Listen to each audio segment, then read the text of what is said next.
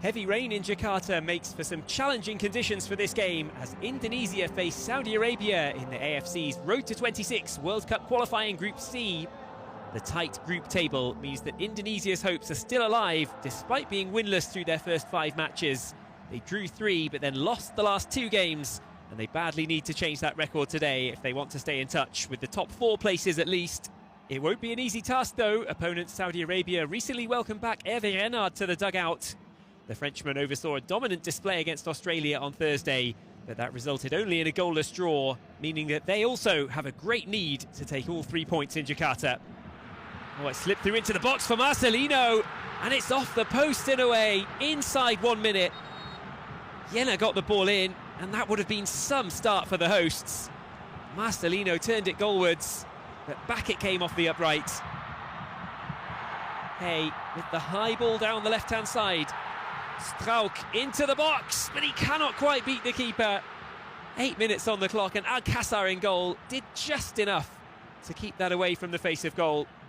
A crucial intervention with not even 10 minutes on the clock. Saudi Arabia have it with Mohamed Al-Qahtani.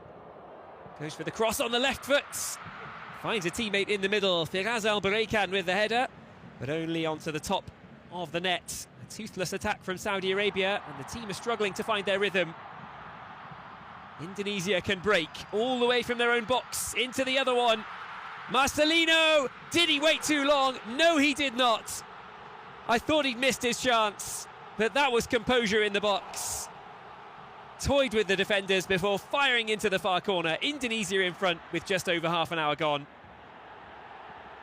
Deep into first half stoppage time now. That's sent into the middle. Verdonk on the volley. Side foots it into the side netting.